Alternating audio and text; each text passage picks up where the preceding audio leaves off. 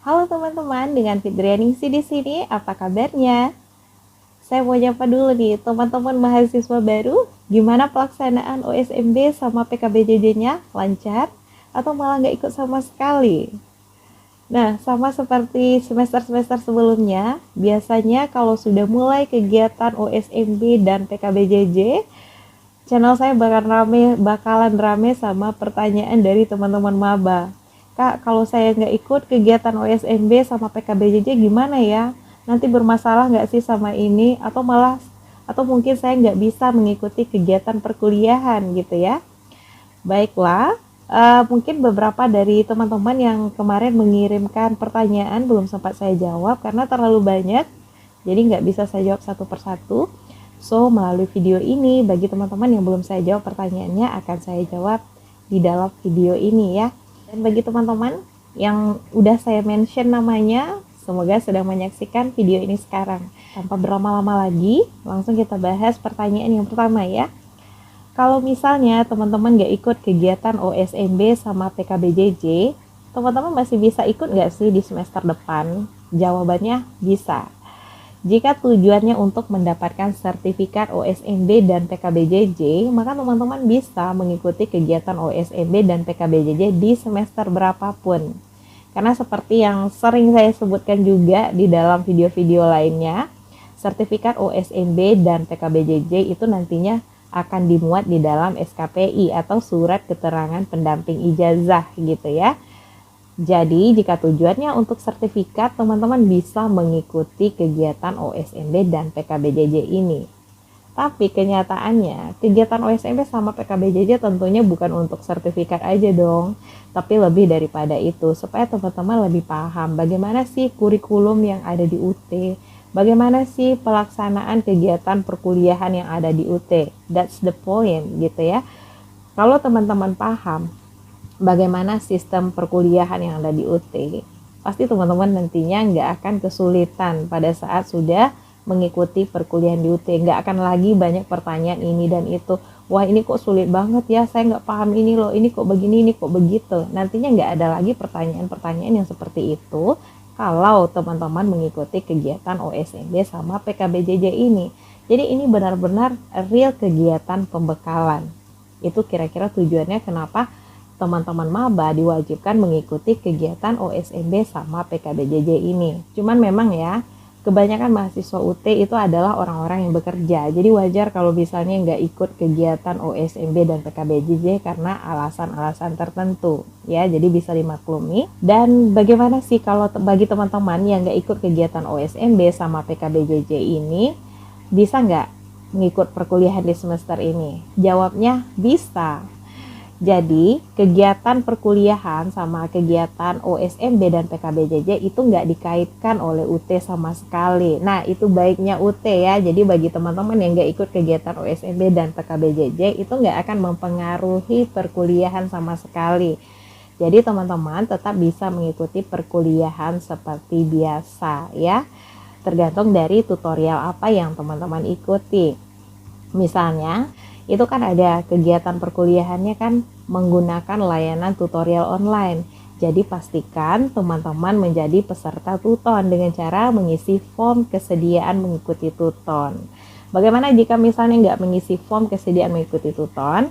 Maka teman-teman tidak akan terdaftar jadi peserta tuton. Jadi alasan nggak terdaftarnya karena nggak mengisi form, bukan karena nggak ikut kegiatan OSMB atau PKBJJ ya. Ada juga teman-teman yang bilang ketinggalan kegiatan OSMB sama PKBJJ lantaran nggak dapet informasi dari UT. Nah, mungkin ini bisa dibilang salah satu kelemahan dari UT, atau bisa juga karena kita dituntut jadi mahasiswa mandiri ya. Jadi dari awal masuk itu kita udah dipaksa jadi mahasiswa yang mandiri gitu. Artinya apa-apa yang akan kita lakukan di UT itu benar-benar menuntut keaktifan kita, mencari informasi gitu ya. Nah, untuk teman-teman yang nggak mendapatkan informasi sama sekali dari UPBJJ terkait kegiatan OSMB dan PKBJJ, seperti yang sudah saya bilang juga di video-video lainnya, itu teman-teman harus mencari sendiri informasinya. Caranya gimana? Ya, yang pertama cek dulu kalender akademik untuk melihat perkiraan jadwal OSMB sama PKBJJ-nya kapan gitu ya. Biasanya masing-masing UPBJJ itu akan mengacu sama rentang jadwal yang tertera di kalender akademik. Meskipun nanti pelaksanaannya nggak sama jadwalnya ya, tapi masih dalam rentang yang ditentukan. Kemudian teman-teman harus tahu UPBJJ-nya websitenya apa gitu. Kalau misalnya nggak tahu boleh tanya ke saya, nanti pasti saya jawab. Silakan dicek di website UPBJJ-nya masing-masing. Biasanya di bagian pengumuman itu akan diupdate informasi mengenai pelaksanaan OSMB dan juga PKBJJ. Bagaimana pelaksanaannya, kemudian siapa saja pesertanya, di mana lokasinya, pelaksanaannya online atau offline. Kalau seandainya online, syarat pesertanya apa, yang harus dipersiapkan apa, itu sudah ditulis di detail website, di detail pengumuman website gitu ya. Dan kalau seandainya teman-teman nggak tahu alamat websitenya, teman-teman pasti punya akun sosmed dong, punya Facebook, punya Instagram gitu ya. Nah, UPBJJ juga punya. Jadi silakan teman-teman nanti di follow akun UPBJJ-nya, jangan yang di follow artis-artis doang, oke ya. Harus di follow juga UPBJJ-nya supaya lebih update informasi soal OSMB dan juga PKBJJ ataupun informasi perkuliahan lainnya. Kemudian ada juga yang tanya ke saya, Kak, kalau misalnya pelaksanaan OSMB sama PKBJJ offline atau tatap muka, itu kira-kira berapa lama? Nah, itu bedanya kalau pelaksanaan online sama offline ya. Kalau pelaksanaannya online itu biasanya cuma sampai jam istirahat siang. Tapi kalau pelaksanaannya offline atau tatap muka itu biasanya dari pagi sampai sore. Ya, jadi teman-teman harus benar-benar harus menyiapkan waktu untuk 2 hari pelaksanaan tersebut, untuk 1 hari untuk OSMB dan 1 hari untuk PKBJJ. Itu pelaksanaannya seharian penuh kalau tatap muka. Kemudian ada juga yang tanya, Kak, saya belum ikut kegiatan OSMB sama PKBJJ karena nama saya nggak ditemukan di daftar peserta. Itu nanti solusinya gimana sih, Kak, gitu ya. Nah, kalau misalnya nama teman-teman nggak ada di daftar peserta OSMB dan PKBJJ, mohon pastikan lagi kegiatannya digelar dalam beberapa sesi gitu ya. Ada beberapa UPBJJ itu melaksanakan kegiatannya dibagi dalam beberapa sesi gitu. Ada batch 1, batch 2 dan juga batch 3. Kayak kemarin kayak kemarin UPBJJ Jakarta ya, itu biasanya dibagi ke dalam beberapa sesi gitu. Jadi bagi teman-teman yang membayar uang perkuliahan di akhir-akhir, itu datanya kan telat juga masuknya ke sistem UPBJJ gitu ya, maka itu nanti ditaruh di part yang agak belakangan. Jadi kalau teman-teman nggak nemuin namanya di daftar peserta, tolong dikonfirmasi lagi ke admin UPBJJ-nya, kenapa namanya nggak ditemukan, kenapa namanya nggak ada di dalam daftar peserta OSMB. Apa karena namanya memang belum terdata atau karena teman-teman masuk di sesi selanjutnya. Jadi harus pastikan informasinya ya. Kemudian ada lagi yang jadi problem. Teman-teman ini sudah mengikuti seluruh rangkaian kegiatan OSMB sama PKBJJ, sudah mengisi absensi juga. Cuman ternyata pada halaman LMS itu mereka nggak bisa melanjutkan tahapan-tahapan kuis. Lantaran di sana dinyatakan bahwa belum mencapai skor. Oke, nah ini kira-kira masalahnya di mana? Nah, jadi di dalam pengisian kuis yang ada di LMS, saya nggak tahu kalau semester ini ya, belum dapat gambarannya, tapi kalau di semester-semester lalu itu bagi teman-teman yang mengisi kuis di halaman LMS tersebut, itu ada sejumlah pertanyaan yang harus teman-teman isi, ada tahapan-tahapan pertanyaannya. Nah, misalnya satu tahapan dikasih beberapa pertanyaan gitu ya, nanti teman-teman akan diskor langsung di halaman tersebut. Artinya apa? Kalau misalnya sudah mencapai skor yang ditargetkan, kalau nggak salah saya 70% ya. Jadi misalnya dalam satu halaman itu ada pertanyaannya 5 buah, berarti 70%-nya berapa? Berapa soal itu teman-teman harus betul. Nah, kalau teman-teman udah betul, maka teman-teman bisa lanjut ke halaman berikutnya. Tapi kalau misalnya ternyata ada jawaban teman-teman yang salah, teman-teman masih akan tetap stuck di situ. Nggak akan bisa lanjut ke halaman berikutnya karena memang belum mencapai skor atau target yang ditentukan oleh UT. Alasannya apa?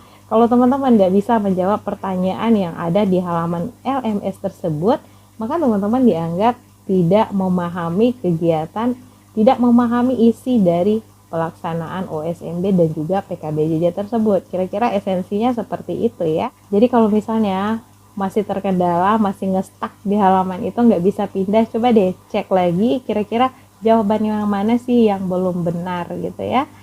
Kalau masih terkendala, kemungkinan itu sistemnya yang bermasalah. Coba nanti di reload aja atau boleh konsul sama admin UPBJJ-nya. Oke, sekarang kita masuk ke part yang kedua.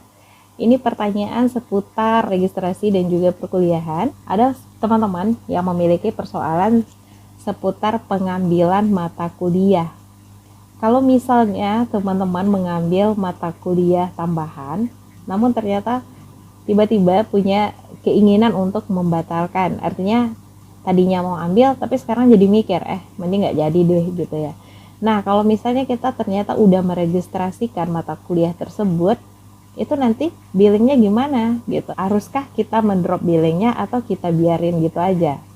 Oke, sekarang saya mau tanya dulu, teman-teman yang mendaftarkan mata kuliah tambahan tersebut, apakah teman-teman yang mengambil layanan SIPAS atau non-SIPAS?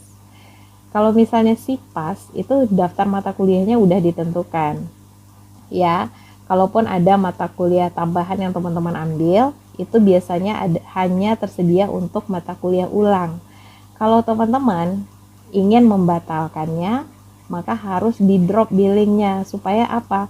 Supaya nanti nggak ada data tagihan yang terekam oleh sistem. Itu tujuannya. Tapi kalau misalnya teman-teman mengambil layanan non-SIPAS, saya mungkin sedikit kurang paham dengan non-SIPAS ini.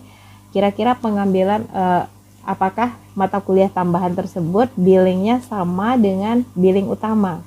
Kalau misalnya jumlah mata kuliahnya tercover di dalam satu billing, berarti teman-teman harus membatalkan lagi billingnya, di drop lagi billingnya, kemudian diregistrasikan lagi mata kuliah baru dengan nggak memasukkan mata kuliah yang tadi ingin dibatalkan gitu. Jadi diulang lagi proses registrasinya. Catatannya tetap billingnya harus di drop terlebih dahulu. Kalau billingnya berbeda, itu teman-teman juga harus melakukan drop billing supaya nanti tidak ada data tagihan yang tertera di sistem. Dan bagi teman-teman yang mengambil layanan non-SIPAS, ada juga yang bertanya ke saya, Kak, gimana sih cara melakukan pemesanan buku untuk mahasiswa yang mengambil layanan non-SIPAS? Itu daftar billingnya seperti apa, Kak? Nah, setahu saya, untuk mahasiswa yang mengambil layanan non-SIPAS, itu daftar tagihannya dua macam ya. Yang pertama tagihan untuk mata kuliah, yang kedua tagihan untuk billing, untuk modul gitu. Jadi didaftarkan lagi billing untuk modul, kemudian dibayarkan satu persatu gitu. Jadi dibayarkan dulu billing mata kuliah, baru selanjutnya dibayarkan billing untuk modul. Bagaimana kalau seandainya registrasi udah tutup, tapi teman-teman belum melakukan pembelian modul, belum melakukan pemesanan? Itu teman-teman bisa melakukan pemesanan nanti di TBU Karunika UT ya.